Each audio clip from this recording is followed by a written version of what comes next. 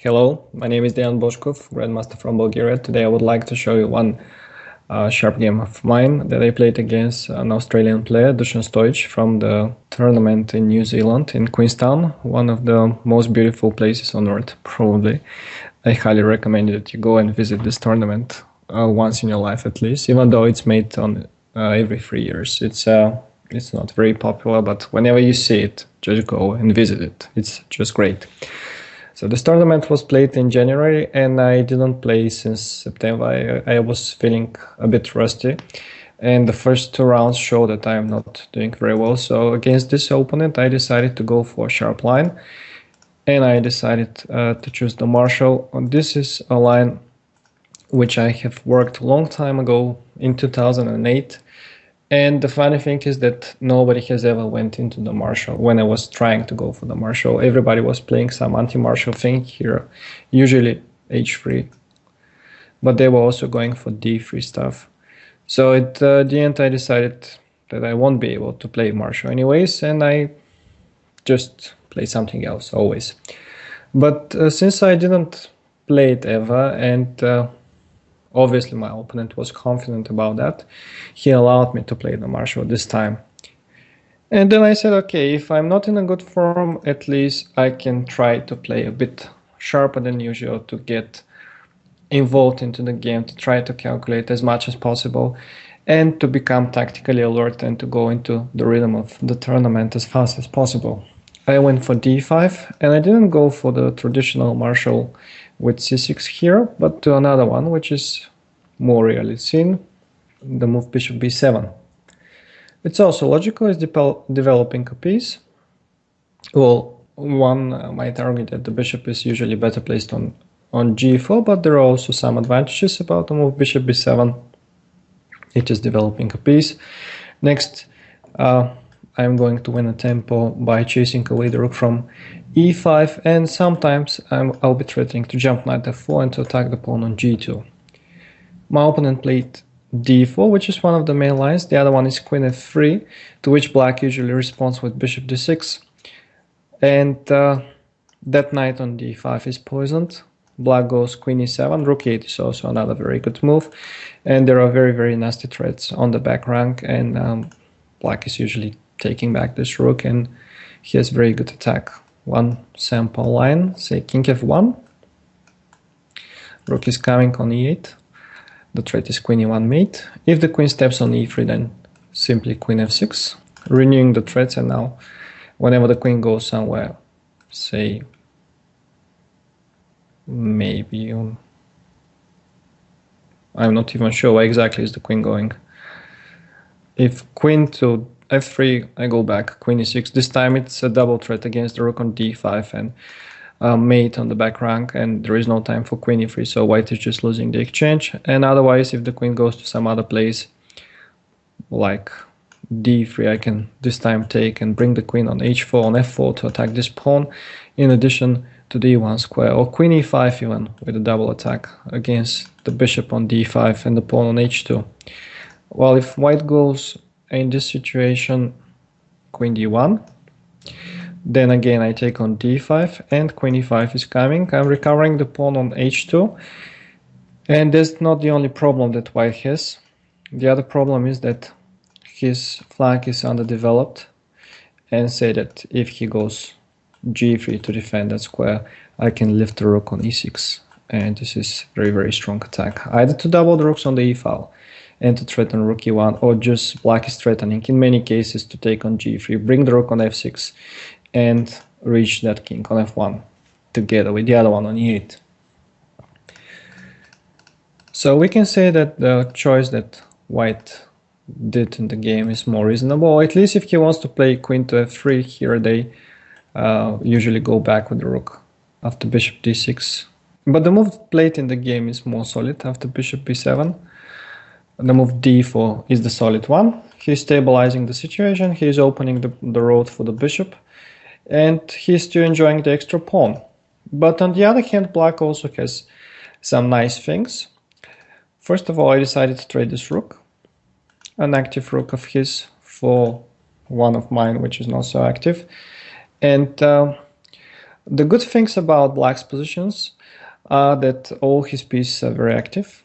The bishops, the knight, and this makes it difficult for white to develop. Normally say that here knight d2 is not possible because of the idea of knight coming on f4. The pawn on g2 is hanging, and this is also a threat. Sometimes black is even having an idea to sacrifice on d4 and to reach the pawn on f2 after the knight jumps on d3. If knight d2 is not possible, then rook takes e8 is a normal move. Another normal move would be knight a3, but of course he can frustrate. And now he played a4, which is again a plausible idea. Again, a way to bring the pieces into the action. This rook from a1 would be in the game immediately, and he's hoping to trade further some pieces. Knight a3 is the other option, to which black can play, for instance, b4 to try to break the pawns. That's one idea. Another interesting idea is just queen c6, threatening knight takes c3 and to attack the pawn on g2. And, well, white needs to play something like queen f1, but then after rook e8, this threat is renewed because knight takes c3 is really a threat, followed by rook e1, and then most probably queen takes g2 mate. So you can see now that black has some very interesting options in his disposal, and now the move a4, I think that is generally correct. This rook is coming into the game. Rook d8. Of course, I want to trade the rooks. And I want to play c5 in some cases, just to attack that pawn, and then to bring the queen on c6 and to attack the pawn on g2. Maybe b4 is also an idea. He took, I took back, and I expected from him to go rook a7, to be honest with you. And probably this is the best move. Rook a7 and say, if queen c6, well, he can just play, well, maybe a3, but somehow I don't really fancy a move like that. Okay, say that he goes again queen to f1, and sometimes he's trying to attack this pawn with knight a3. If I go rook e8, this time he can defend with bishop to d2, and well, knight f4 is still an issue for him, I guess. It's hard to say what exactly to do as white. There are certain troubles, not only that this pawn is hanging, but knight h3 is a threat, and of course taking on f4 is losing to rook e1. Although sometimes white might be even eager to sacrifice material like it is here. Okay, here it seems like it is working for the first player because queen b6 can be answered, bishop to e3, attacking the queen and attacking the bishop at the same time, and it is white who is winning here, which means that black has to be more resilient with his counterplay, and most probably first to get rid of this rook from a7 with queen to b6, which was generally my idea. Whenever the rook goes back, I can go c5 and try to open up this diagonal for my pieces too. Not only the big diagonal for the bishop, but the a7 g1 diagonal for the remaining pieces. Anyways, the move played in the game also seems quite reasonable. Knight a3 just develops a piece. But here the problem is that after b4, well, black is already starting to threaten some concrete things. First of all, the move c4, which I thought is the best, is not working for white. Not only because I can take on a3, this is going to be a draw simply. He takes and I take, and this is a draw. But black can jump first on f4, threatening that pawn and threatening the knight. And the problem is that whenever he goes d5, he's just losing the knight. And if he takes on f4, I have rook takes d4 when everything is hanging in white's camp. The queen, the bishop, the knight, and then this diagonal is opened, and there are great issues with the rook on a1. So Dushan decided to keep it simple. He took on d5. I took back with the bishop, and he played a knight to c2, because if he takes on b4, I can take on d4. There is a weak back rank. There is no time to take back the bishop, and well, also bishop g5 here can be met with a move like queen to e4, threatening mate. And now these two bishops are working really. They are really in a great shape. Also, queen e4 immediately was an option. But knight c2 is seemingly stabilizing the situation. And, well, he seems like just being okay. Black is having the usual compensation in this type of positions. He has the two bishops. He has the light squared bishop, which is a monster here, and is taking the light squares everywhere. But what exactly can he do? I decided to keep on opening the game for the bishops, and I played c5. If he ever takes, that pawn is hanging. This is much more important pawn than the one on c5. If he doesn't take, if he stands, he can play, say, bishop a3. Maybe this was somewhat bad idea than what he did in the game. And if I start trading, there won't be sufficient material to play for a win. But on the other hand, there is a problem here with the move b3 sometimes. And then the queen might come on e4, attacking on g2, and this bishop is loose, so he doesn't have time for f3. Or also queen e4 immediately makes sense for the second player, attacking and intending to make use of the pin of the knight on c2. So instead of doing this, he just developed the knight. It's a good move, I believe. And I came on c6. That's the best square. Now, why don't you pause your videos and try to answer to yourselves what will happen in case of d5? The answer of that is very simple. We just take it and we take it one more time, and then there is a back rank mate. And if the queen just moves to f1, black keeps on taking the pawn on c3. It's quite simple tactics, but it's pleasant to see. Another question that is important in this position: what will happen in case of knight f5? This is even more simple, because the queen is coming on e4, attacks the pawn on g2, and attacks the knight at the same time, forcing the knight to retreat on e3, and then black is just winning an important pawn. Finally, one more question. What happens in case of knight g4? Which is seemingly the most dangerous move for the second player, because this knight wants to go not only to trade on f6, but in case that the bishop retreats from f6 to e7, the knight wants to jump on e5.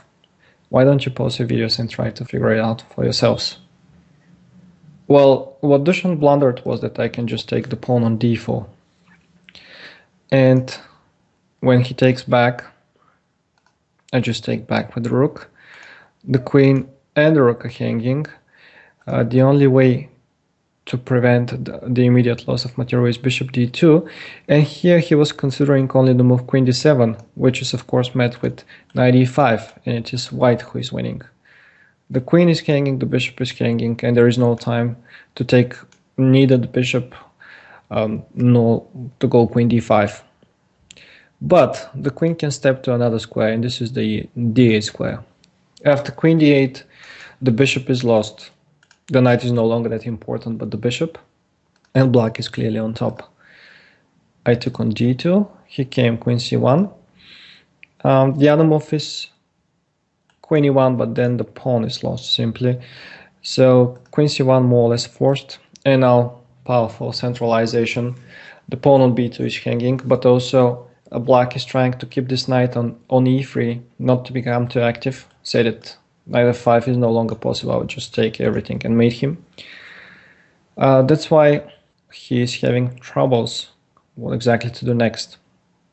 In the game he played b3.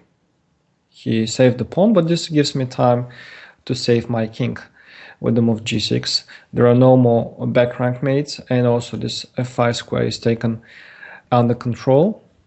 And after rook a7, I intended to do one more small combination. Maybe you can find it out for yourselves. Take your time. Well, if you need more time, you can pause your videos. That small combination is simply to take the pawn on g2. That's not the only way to win the game. The move c4 is also a very good one. Again, I'm making use of the fact that this knight on e3 is overloaded. The knight cannot take on c4 because there is a back rank mate.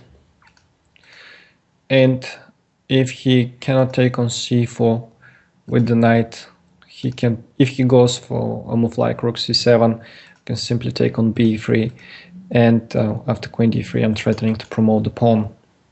And there is no back rank mate. That's why g6 was so important. But bishop g2 is winning a pawn, and it's much more simple. So now white is more or less forced to go into a loss endgame, as otherwise he will be also mated. A couple of simple lines. If he takes with the knight, he's getting mated like that. And if he takes with the king on g2, just queen takes e3. Again, there is no back rank mate.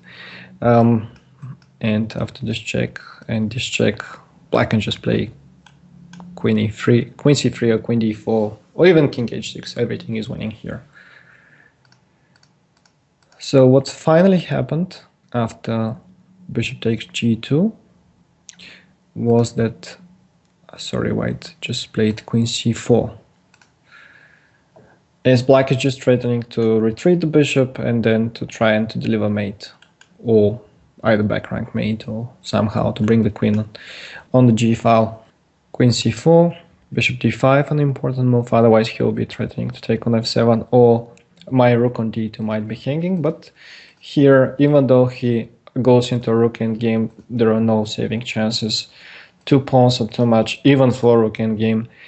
First of all, black is improving his king, bringing it into the action. Eventually the king can even go to for the b3 pawn. But, well, there are various ways to win the game. First of all, I decided not to give these pawns. And, well, here was the moment in which he resigned. One plan is, as usual, to go here. Another is to improve a bit the pawns and to come from here with the king, rook to d2 and to take the one on f3. And, well, these are good enough to win the game. So after that game I felt much better because I already saw some tricks, and the next game was against a very strong Australian player. His name is Max Hillingworth. We are going to have a look at this game later. And after that we will have a look at the game against the top-seeded Li Chao. Thank you for your attention and see you soon.